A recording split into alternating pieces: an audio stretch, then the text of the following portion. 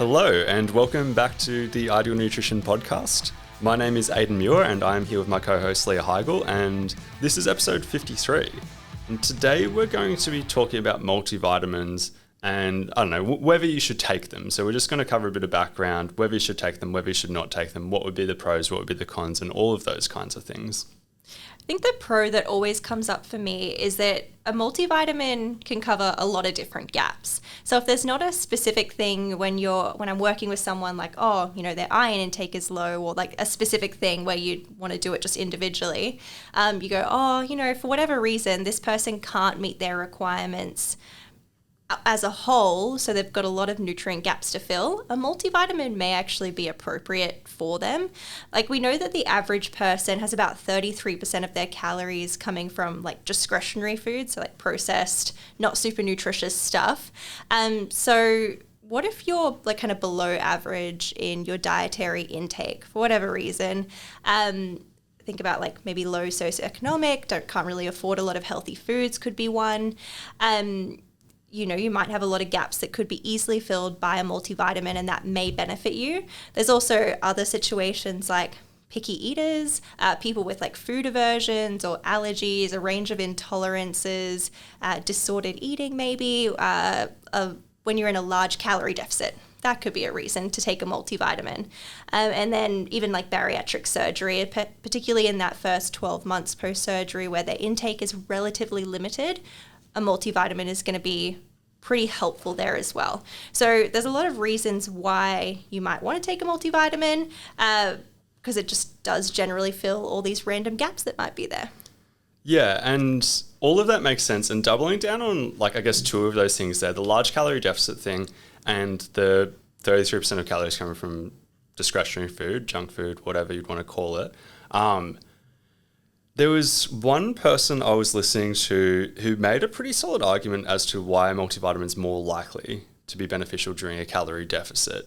And the argument he made was that, and he was using American data, we can't fact check this, like this is something you'll hear it and you'll be like, well, how do we prove this? But like it does make sense to me, is that on average, it takes about 80% of your calorie requirement to meet 100% of the recommended daily intakes, unless you do anything weird, like unless you're having really high vegetable intake, or like you have like really nutrient dense food like liver and stuff like that. Like just an average. She was just given a broad number, which is why we can't fact check, because it's kind of like, but it does make sense, and I think that is pretty applicable it was using American data, but it would apply in Australia and everything like that as well, of course. And the logic he was then using is being like, hang on, if it takes about 80% of our calorie requirement to meet the recommended daily intakes, what if you go into a calorie deficit? If you go into a 20% calorie deficit, suddenly it takes 100% of your food to reach this, unless you're having those nutrient-dense foods in large amounts. What if you want flexibility in your diet, which is something we encourage doing, having some level of flexibility? You would then end up with a guarantee of not reaching these recommended daily intakes unless you, once again, are doing anything that's particularly nutrient-dense. So being in a decent sized calorie deficit, keeping in mind that in practice, a lot of people do greater than 20% calorie deficits, increases the likelihood of benefiting from a multivitamin, because these gaps you were talking about are more likely to be big, just like they are in all these other cases like picky eaters and stuff like that.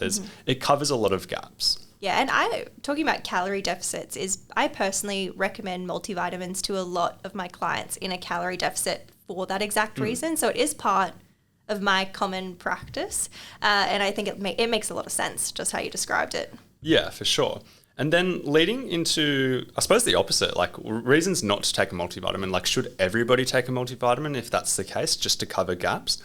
I don't recommend it for everybody. Actually, it's not like something I recommend more frequently than I don't. It's rarer for me to recommend a multivitamin, even though I do recommend it to some people. And reasons behind that. One, if you have a great diet already, you could be meeting 100% of you could have an appropriate amount of each micronutrient anyway. So it's like, well, there's no need in that case. Two, the cost to benefit ratio. It's like, it still costs money to have a multivitamin. How much benefit are you getting out of it? And in some cases like those that we just talked about, you're more likely to get benefit. But what if you're not as likely to get benefit?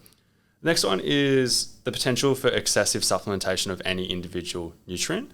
If you just have a normal diet and you have a multivitamin, that's unlikely to happen.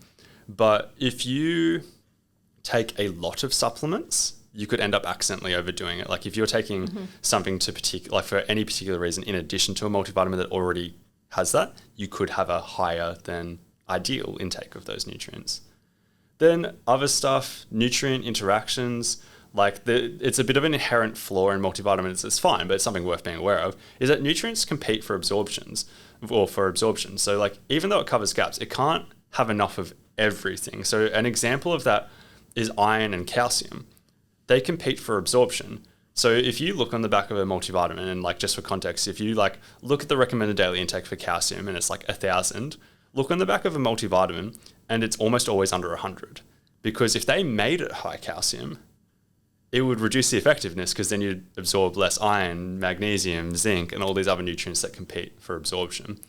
And then the final thing as to why you wouldn't want to solely rely on a multivitamin as well is that it can't cover everything.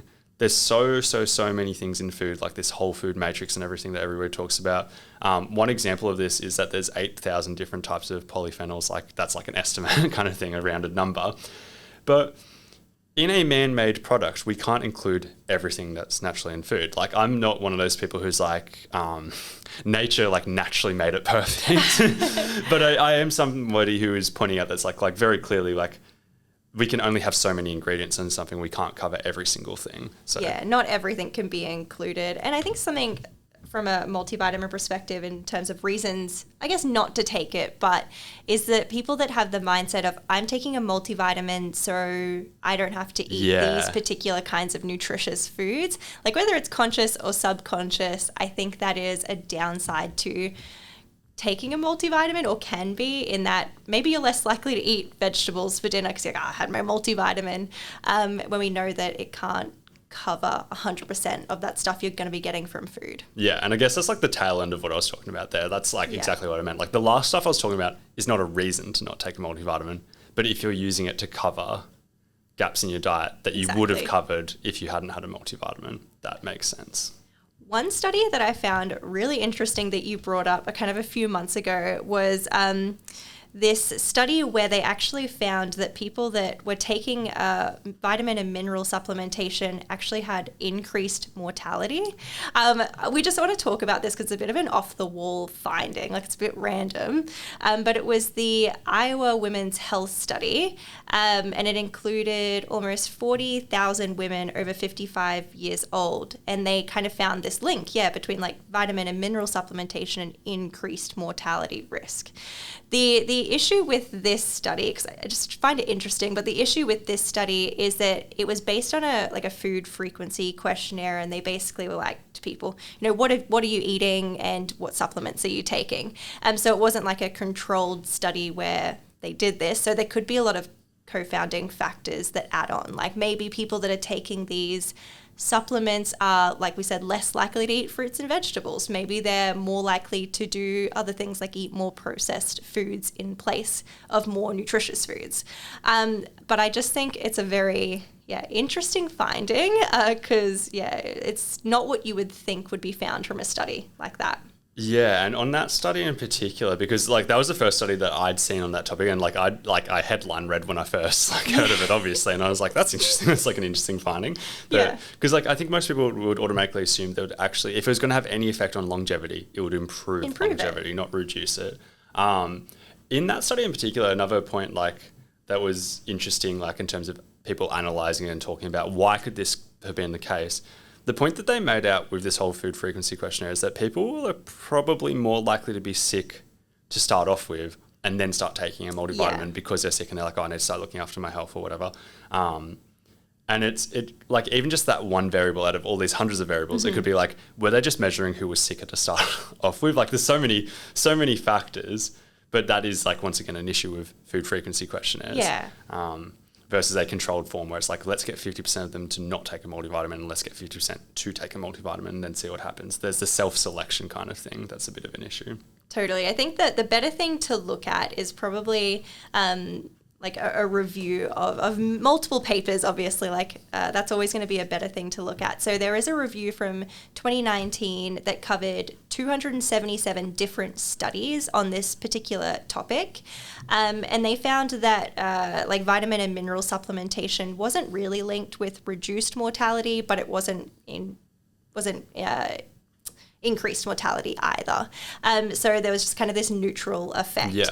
So folate did have a small link between reduced mortality and folate supplementation, but that was found most strongly in China, where the authors did highlight that folate deficiency was far more common, so it makes a little bit more sense. So when we're looking at the total of the research, it seems like having this kind of supplementation has a fairly neutral effect overall. Yeah, and that's why I don't necessarily go out of my way to recommend it to people who already have great diets and stuff like that in a bid to cover any potential gaps that might crop up on any individual day or whatever, because it's you would assume that it would increase longevity in a very mild way in terms of if some people happen to have deficiencies or whatever and this happened to rectify it, it should lead to some form of benefit. But the fact that it's not really having any impact on that, on average, keep in mind that there's obviously individual cases or whatever, is a reason why I wouldn't be hey, if this person already has a great diet, probably no need for us to chuck this on top of that just in case.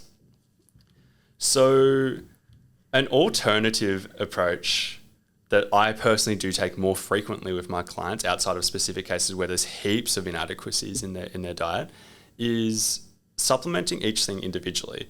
So identifying what is the issue, do they have a low intake of iron? Do they have a low intake of vitamin A? Do they have whatever it is, identifying that issue and then supplementing whatever the inadequacy is with that individual nutrient. So that way I'm not chucking in a bunch of nutrients that they don't necessarily need.